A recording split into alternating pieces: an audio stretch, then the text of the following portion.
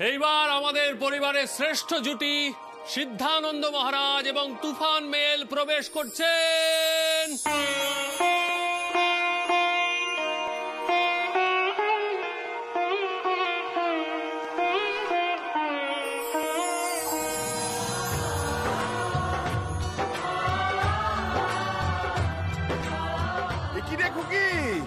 ছোট বৌমা বরণ করছে যে, এ তো দারুণ ব্যাপার।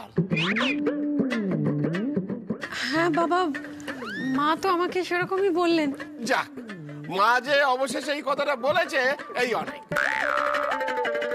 ছোট বৌমা, তোমার শ্বশুর মশাইকে বলে দাও এইসব সাংসারিক বিষয় তার জন্য নয়, তিনি অনেক উঁচু মাপের মানুষ। স্বামী সিদ্ধেশ্বরানন্দ মহারাজ, তার মুখে এসব কথা মানায় না। দাদাই চুপ করে যাও, ঠামি মারাত্মক রেগে আছে, প্লিজ আর রাখিয়ে দিও না তুমি। এক্স্যাক্টলি সুন্দর, দাদা এখনো জানে না দাদির সাথে কি কি হবে এখন। হরি হরি। আরে কি হলো, বরণ করো। দেখি মিঠাই, এর আগে তো তোমাকে এই বাড়ির বউ হিসেবে কখনো বরণ করা হয়নি। আজ সিদ্ধার্থ বিয়েটা মেনে নিয়ে তোমাকে বউ হিসেবে এই বাড়িতে নিয়ে এসছে, এবার তো তোমাকে বাড়ির বউ হিসেবে বরণ করব। আজ থেকে তুমি হলে এই মোদক পরিবারের বড় বউ, অনেক দায়িত্ব কিন্তু।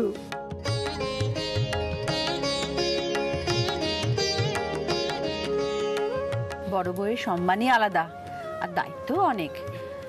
হ্যাঁ, তাহলে বলছি না যে অন্য বউরা বানের জলে ভেসে এসেছে। ছোট বৌমা, তুমি কিন্তু এখন শাশুড়ি, নাও বরণ করো।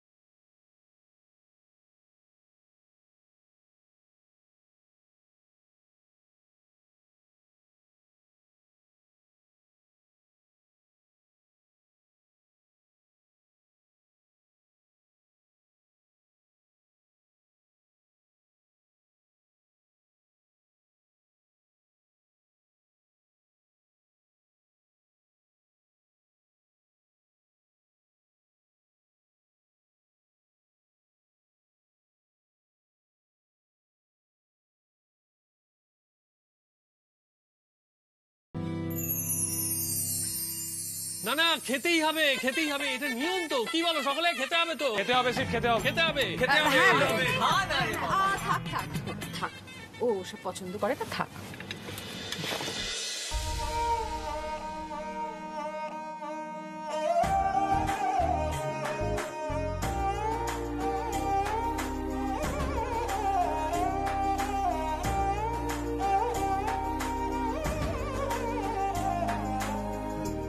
আচ্ছা কাকি, তুমি যা যা বললে সেগুলো আমাদের তুফান মিল বুঝলো?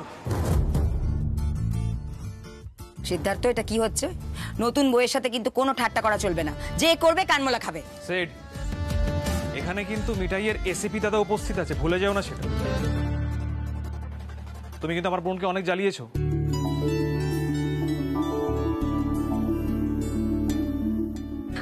দিমাগ, এবার তো মিঠাই দুধের আলতায় পা দিয়ে ঢুকবে। দাঁড়াও, আর একজন বাকি আছে বরণ করতে। কে? হ্যাঁ, আবার কাকে? কেন?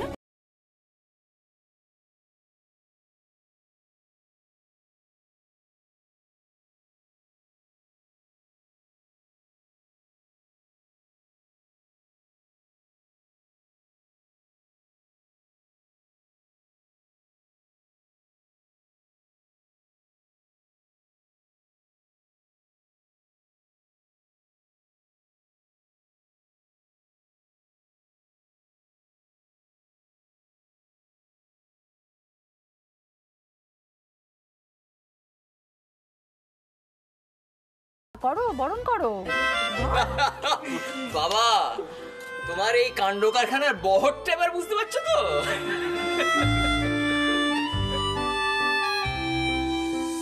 সরো মা, কি কি আমি বরণ করি।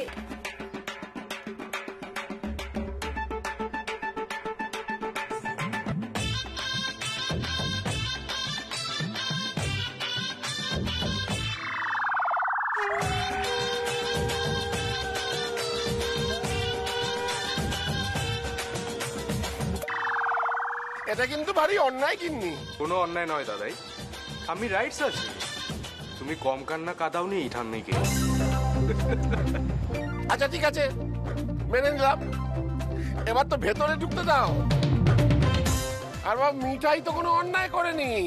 মিঠাই, তুরুচ্ছি বাবুকে বল ভেতরে ঢুকতে। আয় আয় আয় আয়, ভেতরে আয়, ভেতরে আয়, ভেতরে আয় বাবা, আয়। ও এক মিনিট। ইয়ে মানে বলছি, গাঁট ছড়া তো নেই। সিদ্ধার্থকে মিঠাইয়ের হাত ধরে ভেতরে ঢুকতে হবে। কি হল্লা বাটি, কি বলছো? একদম। হোয়াট ননসেন্স ইজ দিস রাজীবদা? কি বলছো তুমি? দাদা ভাই, জিজু তো ঠিক কথাই বলেছে। দেখো, তুমি মিঠাইকে এ বাড়িতে নিয়ে এসেছো, তাই মিঠাইয়ের হাত ধরেই তুমি এ বাড়িতে ঢুক।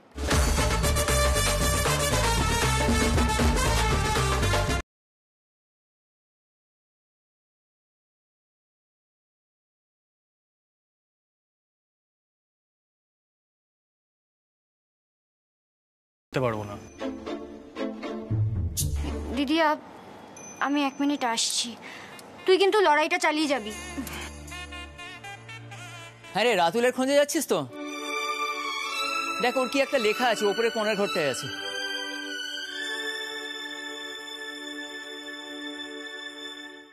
কি হলো সিট? মিঠাইয়ের হাতটা ধর। আরে ধুর, নিজের বউয়ের হাত ধরবে, তাতে আবার এত লজ্জা কিসের?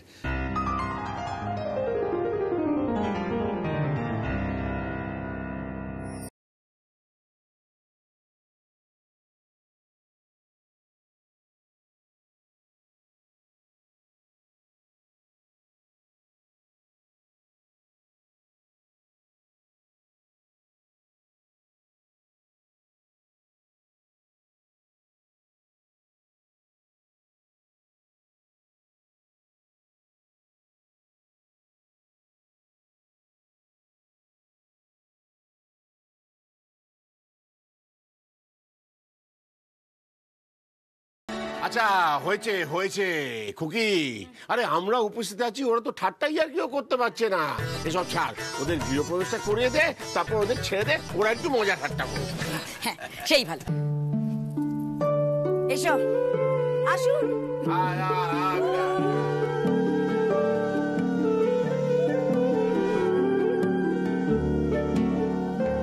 এবার এটার উপরে 2 পা দিয়ে দাঁড়া।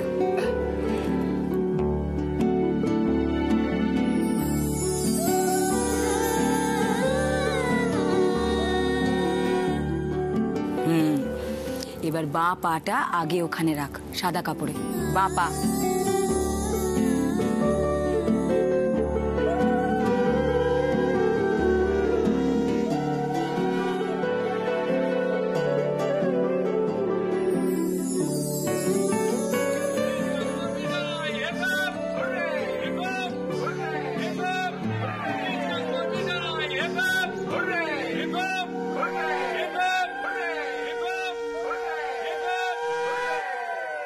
জানিস আজ আমি খুব খুশি, আমার একেবারে মন ভরে গেছে। মিঠাই, যা আগে দাদু আর ঠাম্মাকে প্রণাম কর। এই যে আপনিও যান। একবার যখন বিয়ে তুমি করেছো, তখন 10 বার করে প্রণাম তোমায় করতেই হবে। ও যা মিঠাই। না,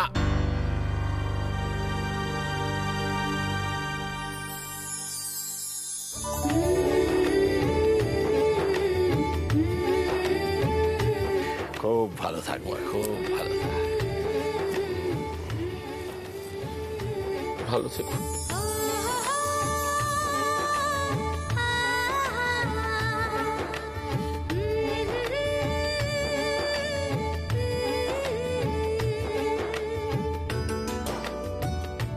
সুখে সংসার কর।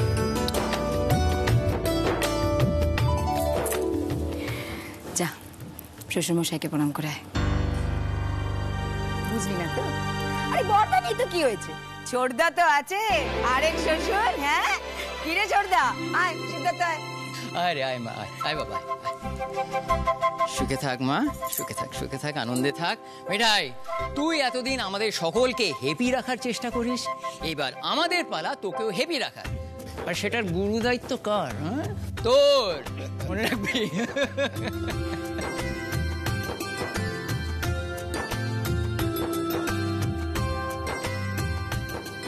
সুখী হও মিঠাই।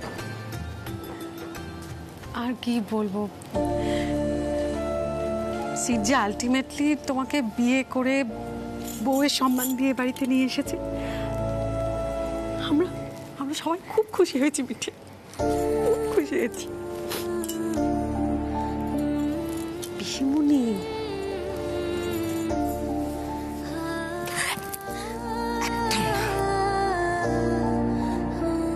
খুব ভালো থাক, খুব ভালো থাক।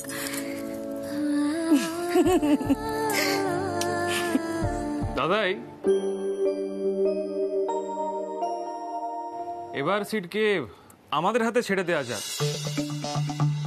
মানে আমরা একটু ইন্টারোগেট করে দেখেনি হঠাৎ কি মনে হলো যে বিয়ের কনসেপ্টটাও মেনে নিল, মানে আদেও কিছু বুঝলো কি না, ও কি করে বসলো। রুডি, তুই কি রাজীব দাদের দলে নাম লেখালি নাকি?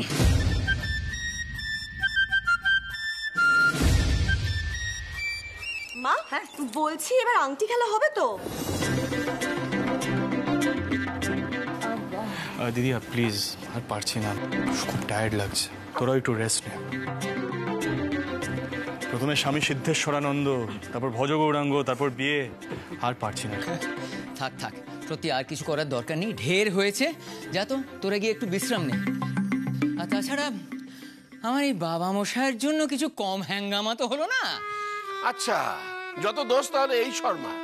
আর এই যে এই অর্বাচীন যে বিয়ে করতে রাজি হচ্ছিল না, তার বেলা শোনো, এবার থেকে আমি সবার উপর কড়া নজর রাখবো। কারোর মধ্যে একটু বেচাল দেখলেই আমি আবার সংসার দেখব। হ্যাঁ, এবার কিন্তু কেউ আমার খোঁজ পাবে না।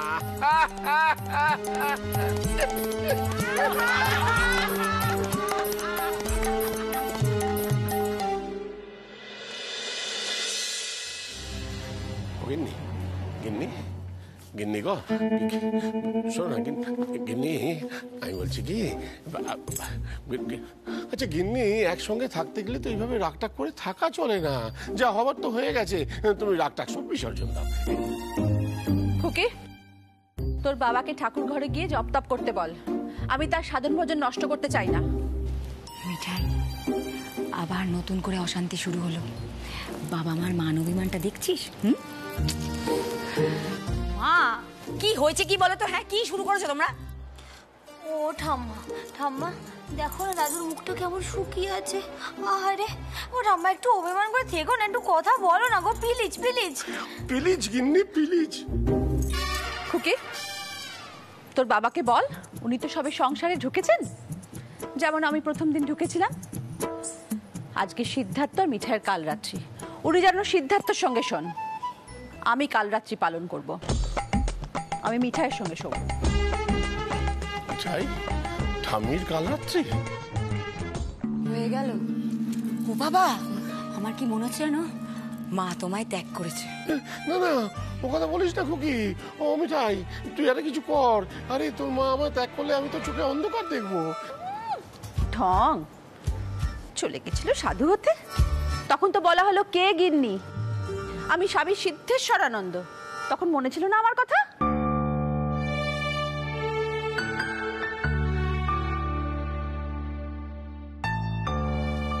মাসিমা,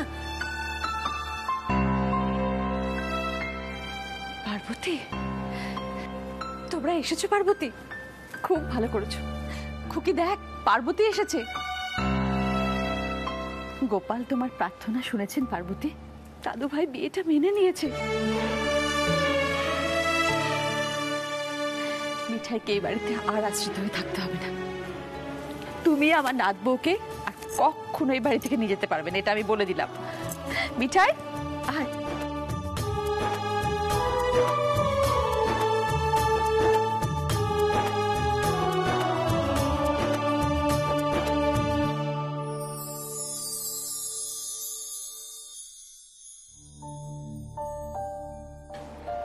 মা, কাকা, জানো আমি চলে আসার পর দাদু আশ্রমে চলে গিয়েছিল। কত বড় বিপদ হয়েছিল এ বাড়িতে জানো? জানি রে মা, সব জানি, আমরা পরে সব জেনেছি। মেসমশাই, আমি বৌদির হয়ে আপনার কাছে ক্ষমা চাইছি। আসলে বৌদি এখন আপনাকে কিছু বলার মতন অবস্থায় নেই। ছি ছি ছি, ওইভাবে হাত জোর করতে নেই। পার্বতী, ওসব লজ্জা টজ্জা বিসর্জন দাও। তুমি করা হয়েছিল বলেই তোমার জামাই সিধে হয়েছে। কেমন সুরসুর করে চলে গেছে তো মিঠাইকে আনতে।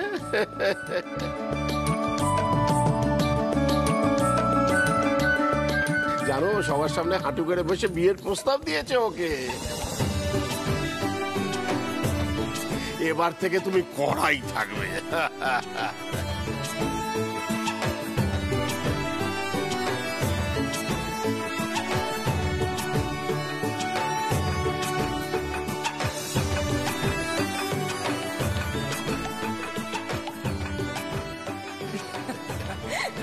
ওকে, জাগিয়ে সিদ্ধার্থকে ডেকে নিয়ে আয়, এসে প্রণাম করুক।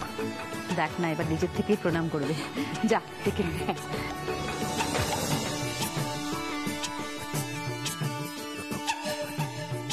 উমা, তুই ওখানে দাঁড়িয়েছিস কেন?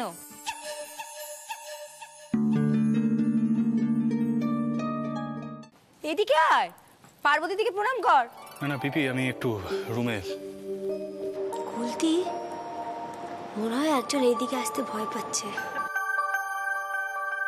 ভয় তো পাবারই কথা। ও তো মিথ্যে মিথ্যে মিঠাইকে বিয়ে করেছিল, তারপর ওই অবস্থাতেই মেয়েকে নিয়ে পালিয়েছে। আমার তো উচিত ওকে পুলিশে ধরিয়ে দেওয়া। না না আন্টি, আমি পালাতে চাইনি। মিঠাই, কি হলো, তুমি চুপ করে আছো কেন? আন্টিকে বলো পুরো প্ল্যানটা তোমার ছিল। অ্যাকচুয়ালি দাদাই সংসার ত্যাগের কথা শুনে মিঠাই হুট করে রাতারাতি প্ল্যানটা বানিয়ে আমাকে নিয়ে পালিয়েছিল, আর কিছুই না। কি হলো মিঠাই, বলো। মিঠাই কি বলবে? আর এটা বিশ্বাসযোগ্য যে মিঠাই তোকে নিয়ে পালিয়েছে? শোন, এদিকে আয়, পার্বতী দিকে প্রণাম কর, আর বল যে তুই শুধু পালিয়েই যাসনি, সামাজিকভাবে তুই বিয়েটা মেনে নিয়েছিস আর বিয়ে করেছিস।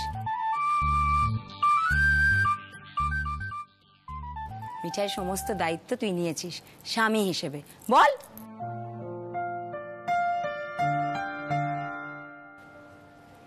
যাও পার্বতী।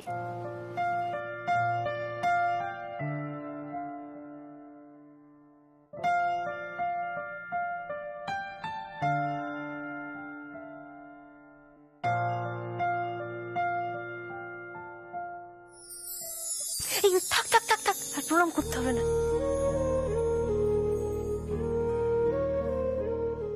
আমার ব্যবহারে কিছু মনে করো না, আমার মাথা ঠিক ছিল না।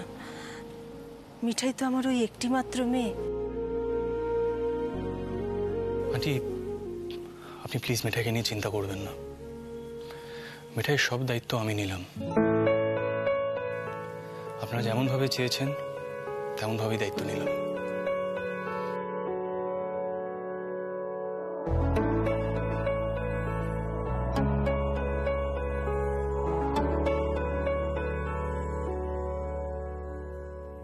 গোপাল, এমন দিন কি কোনোদিনও আসবে যেদিন উচ্ছেবাবু নিজের থেকে মিঠাইয়ের দায়িত্বটা নেবে?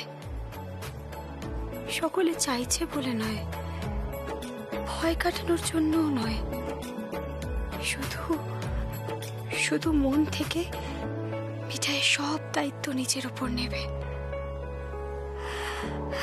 না না, বড্ড বেশি আশা করে ফেলছে মিঠাই, তাই না গোপাল?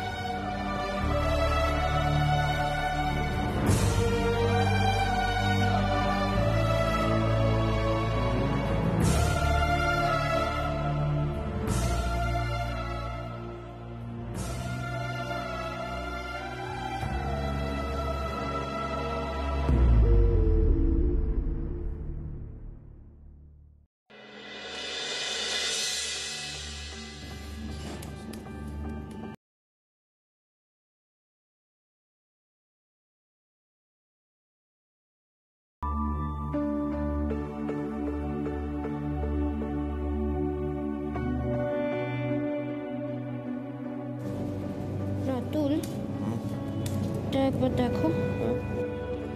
এই শোনো, আর না হেল্প করতে হবে না, তুমি নিচে যাও। নিচে এতগুলো ফাংশন হয়ে গেল, সিট মিঠাইয়ের প্রপারলি একটা বিয়ে হলো, তুমি সব কিছু ছেড়ে এখানে আমাকে এইসব হেল্প করছো। That's not fair Shri, please তুমি নিচে যাও। তোমার কাজটাও তো ইকুয়ালি ইম্পর্ট্যান্ট রাতুল। আজকের মধ্যে কত বড় একটা পিএইচডি সিনপসিস জমা দিতে হবে বলো তো? আর তুমি তো সব ব্র্যাকেট করে দিয়েছো, আমি শুধু হাইলাইট করে দিচ্ছি যাতে তোমার টাইপ করার সময় একটু সুবিধে হয়। ওখানে তো সবাই আছেই, ওখানে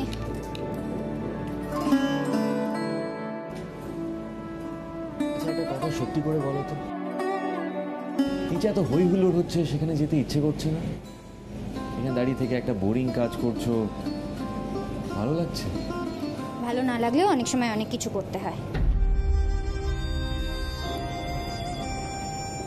রাতুল, আমার দিকে তাকিয়ে টাইম ওয়েস্ট কেন করছো? কত কাজ পড়ে আছে, কমপ্লিট করে নাও সেগুলো। হ্যাঁ, বকছো কেন?